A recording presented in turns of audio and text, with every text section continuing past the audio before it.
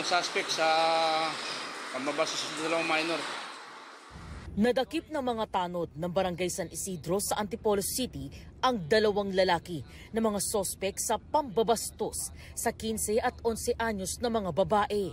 Ayon sa barangay, gabi nitong linggo, bumibili ng bond paper sa tindahan ang 15 anyos na biktima nang lapitan siya ng isa sa mga sospek na si alias Indoy na nakainom umano. Pinaringgan siya ng isang matanda na itong batang maganda raw at mukhang masarap halikan.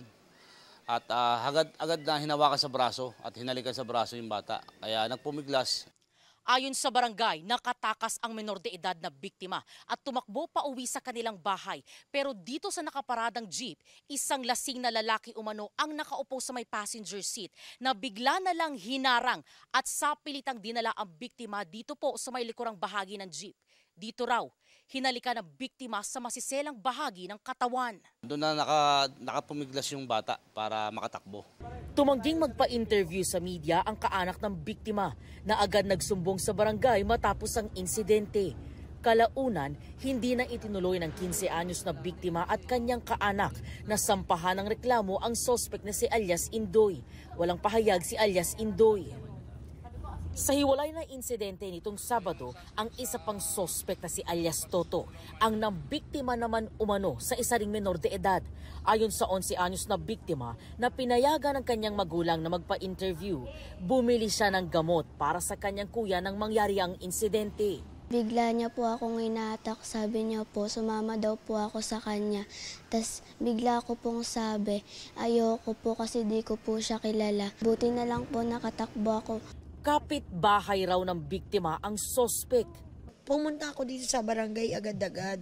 Kasi nga, hindi yan pumapasok ng Lunes pa lang, hindi pumapasok. Kasi nga yung pamangkin ko, kabang-kaba na. Natatakot po siya, na-trauma na po eh. Itinanggi ni alias Toto ang paratang. Hindi rin daw siya nakainom. Aksidente na sagi ko yung batang babae. Wala pong ari na nilabas, wala pong pamabastos, wala pong pangalik. Wala pong ginawang mali, ma'am. Dati na raw nakulong si alias Toto noong 2020 dahil sa kasong pagnanakaw ayon sa barangay. Ang suspect na to isa sa sakit ng ulo ng barangay. Gumagamit din to na ipinagbabawal ng gamot. Nakadetain ang suspect sa Antipolo Police Station Custodial Facility. Naharap siya sa reklamong paglabag sa Special Protection of Children Against Child Abuse, Exploitation and Discrimination Act. Ito ang unang balita. EJ Gomez para sa GMA Integrated News.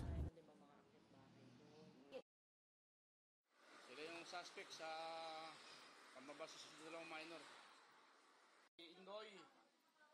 Gusto mo bang mauna sa mga balita? Mag-subscribe na sa GMA Integrated News sa YouTube at tumutok sa unang balita.